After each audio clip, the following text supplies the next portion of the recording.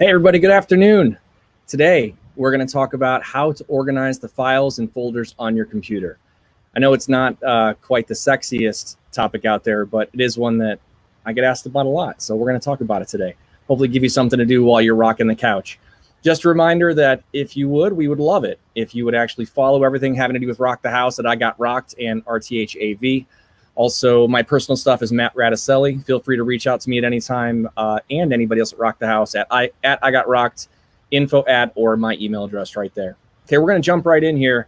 And as always, feel free to post some comments in the feed, and we're going to answer some questions as we progress through it. So the questions will get answered at the end. So there's a chance I might not see your question while we're going through the presentation. So first and foremost, the overview, what we're going to talk about today, we're going to chat about file naming. We're going to talk about what it is that we do for date formats and why it's important. We're going to chat about folder structures and why that's important as well. We're also going to talk about syncing and backups and the difference between those. And then lastly, we're going to chat about best practices that are above and beyond those other features. Now, before we do that, I actually have a little dare for everybody. I dare you to take a screenshot of your desktop and post it in the comments. That's what I think you should do right now. You need to take a screenshot of your desktop. I'm monitoring some things here on another device I have, and I want to see, what does your desktop look like? Now's the time to post that right now. I'm going to give you just a second, and I want to see what you've got. Who has the cleanest desktop? Who's got the dirtiest one? I don't know. Whatever it is. Post a picture of your desktop right now, and then we're going to come back and maybe talk about some of those a little bit later. All right. Jumping right into it, file names. File names are something that's super important when it comes down to organizing your information. And it might not seem like it's that big of a deal, but it is. You need to pick a naming convention that has to do with your file names and stick with it. A lot of people have different ideas about what that is. You could go date, you could go identifier, and then potentially description. Or you could do an identifier, a date, and a description. Or you could do a description, an identifier, and then a date. There's lots of different options out there. Why does it matter? It matters because if you're consistent, your files will be much better organized for whatever you're putting together. And alphabetical order is super important. Let me show you why that is. If you take files and you consider that spaces come first on most computers for alphabetical order, symbols are next, numbers, and then letters, this is what you get. You can notice there's a space before the hyphen, there's a hyphen, and then a 1. Sometimes I use lines to separate some things, and then we've got some symbols that are rolling right here, and then obviously numbers and letters. Why is this important? It's important because if you're trying to organize your information and you want to sort of put blinders on and block everything else out, you want those things to pop to the top of what's happening, or as I say, and you're going to see a couple things, get out of your face. I have a couple folders that are sort of slop sinks of things because it's okay to be sloppy sometimes to get them out of your face. But here's a best practice. A best practice, at least the way that I do it, is always put the date of the file first, 2020-03-25, space hyphen space, the identifier, and then the description of the file. All right, after that, date formats. A little bit deeper on that. Why is it so important? It's important because there are so many different things that people do, and quite honestly, my OCD, it drives me batty. It drives me crazy.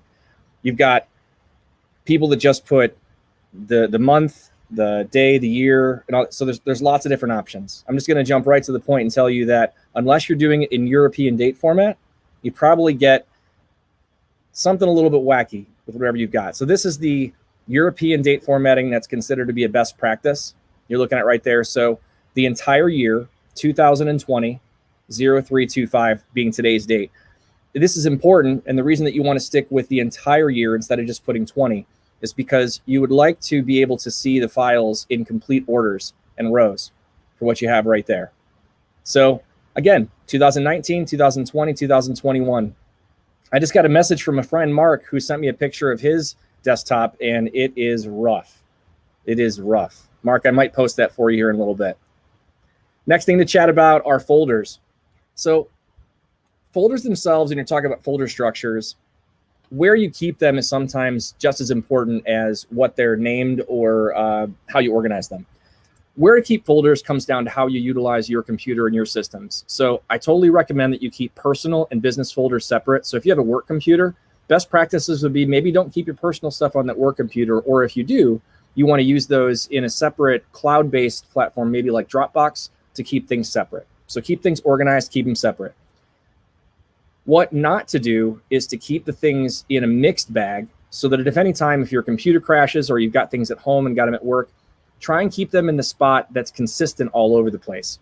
How you name them, just like the files we talked about, is just as important. I'm going to give you an example of that right now and pop back over to this screenshot.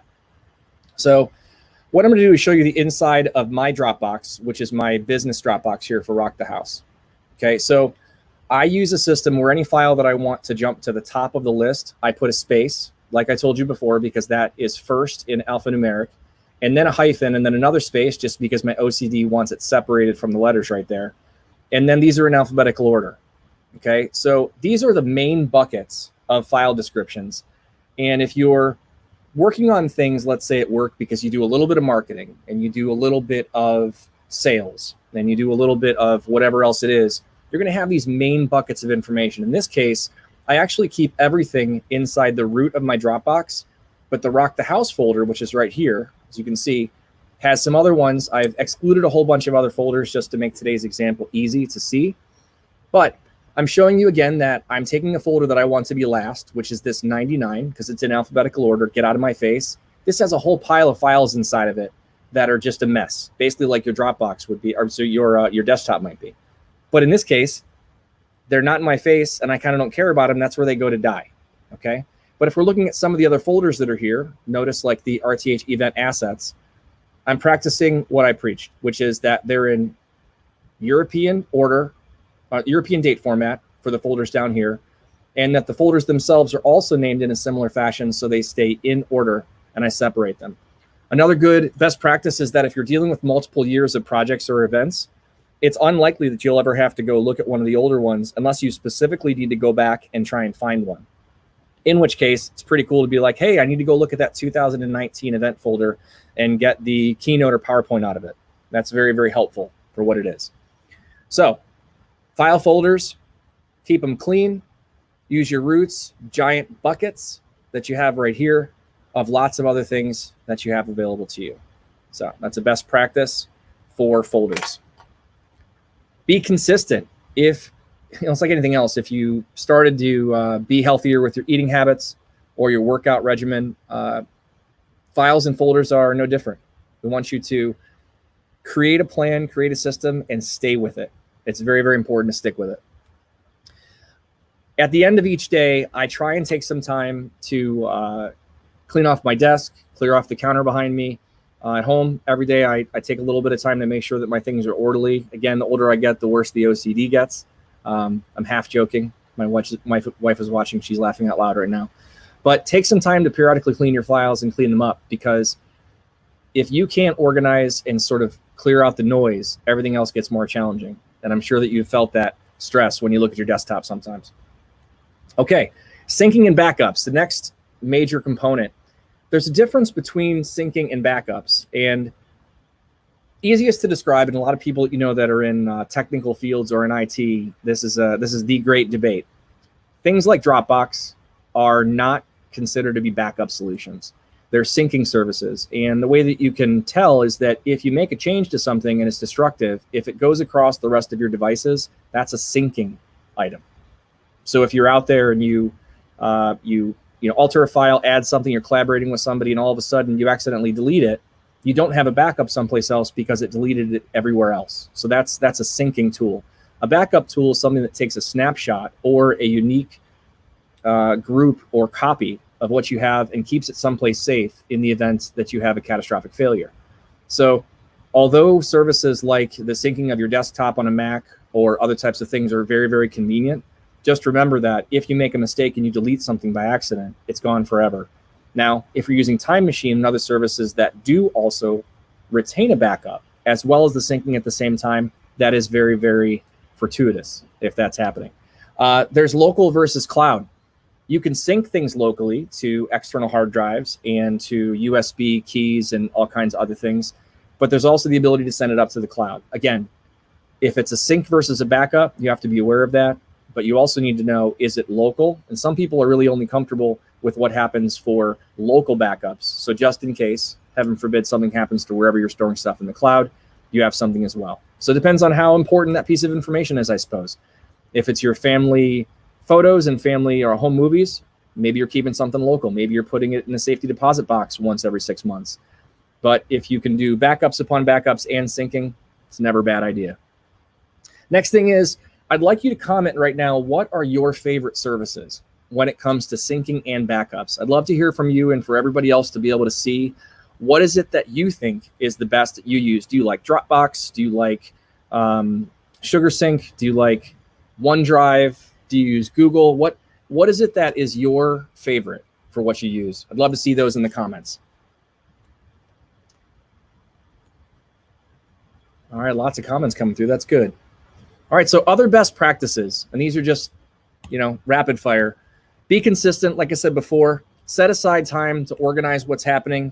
Use some tools to help. And one of the things that I don't really believe in, but I know a lot of other people do, is I don't use deduplication tools, such as things that will just like find duplicate photos within your computer and then delete half of them or whatever it is, because I've had problems in the decades of doing business where we had hundreds of thousands of files. The first and only time that you need to delete something that was named the same thing, you never do it again. So they're out there at your own risk. Use some dedupe tools. But I do want to show you a tool that I like a lot, which is called Space Gremlin. So if you're looking to try and organize your information and know where it sits, this is a piece of software. It happens to be for Mac, but there's plenty of versions for PC and other platforms too. This piece of software shows you in a visual sense how much space each folder on your computer is taking. So what you can see here is that my user folder within my computer and specifically my Dropbox folder are taking up a large amount of space. And you can see I've got some music sitting in there. I've got a folder in my Dropbox called Desktop, which is where I put older stuff that I move off my desktop, and then other things right there. So it's very convenient to be able to see, be like, oh man, I ran out of space on my computer. How do I get that space back? What do I do? And it's great to be able to just see that and then dive in, fix it, run the tool again, and then continue until you have it the way that you want it. And you can also, like it says there, monitor how much free space you have. Okay, that's actually the rough and tumble how to keep track of files and folders on your computer, file naming, date formats, folders and structures, syncing and backups, and of course the best practices that we discussed right there. And again, back to this example here, you can see that you can organize your folders and information, alphabetical order. Here's another quick example back to this about how that is visible. So we've got spaces, symbols, numbers, and then letters. And if you can do that, stay consistent, anything is possible.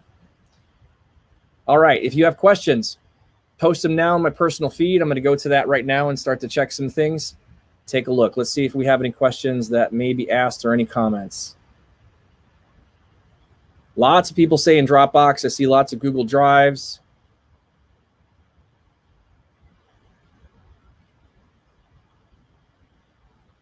So Jennifer, you said, are you going to share your naming conventions? I shared that a moment ago, but I'll put it back up just in case you missed it. My recommended naming convention is presently that we do European date format first, followed by the descriptor and the other piece of information. Let me get this on the screen right here for you. This is my preferred best practice for naming convention right there. European date format, the categorization, and then the descriptor. That's how I presently choose to do that. Mitch Taylor says, why 2 desktop folders? It's really just because in order for me to remember what I'm doing for the folders themselves, and let me click back to this. This folder that's desktop is actually the one that's sitting inside my Dropbox. So this folder here, on the left-hand side, these are the favorites within the Mac OS. So anytime you want to take something that's a favorite, you can just sort of pull it up here if you're going to need to get to it frequently. So this is just the representation or alias of this folder.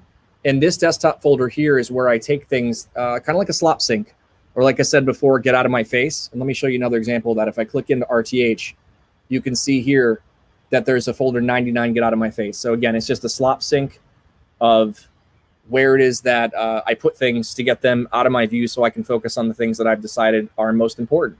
Kind of like decline, delegate, do, but for files. Okay, next question from Jerry. How about if files are not time sensitive, manuals, procedures, etc.? Back to your core. If you're going to take your folders and put them in an order, again, from the root of, let's just call it your Dropbox, I would say that even still for you, Jerry, your company is Golden Note in New Jersey. You might have a folder inside the root of your folder called operations, or something else having to do with procedures. But if you don't touch that folder every single day, my recommendation would be to sort of get it out of your face, but put it in something else so you know exactly where to put them. Now, there's a whole nother conversation we could have about where companies can put information for internal things like intranets or private websites or repositories. But even still, if it's a temporary place to put it, your computer's a great place to do that. Good question, Jerry.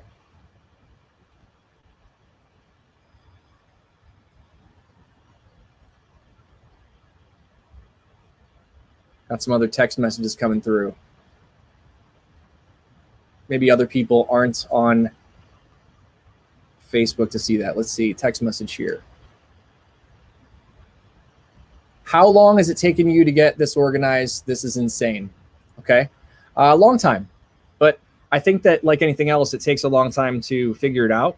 But I have times, just like everybody does with some new habits they're forming, I have times where my desktop has some stuff on it and then I have to clean it up. So I do my best to practice what I preach. But if you don't try and you don't start, then it's not going to get any better. And that's just how it is. Okay, if we don't have any other questions, I'm actually going to be cutting out and end this bad boy. I want to keep it short and sweet. Once again, don't forget to follow Rock the House at I Got Rocked or RTHAV for more content. If you have any information that you'd like from me, feel free to DM Rock the House or email or text me, whatever it is. And that's about it. Have a fantastic day, and we will see you next time for the next Rock the Couch segment. Have a great day. See ya.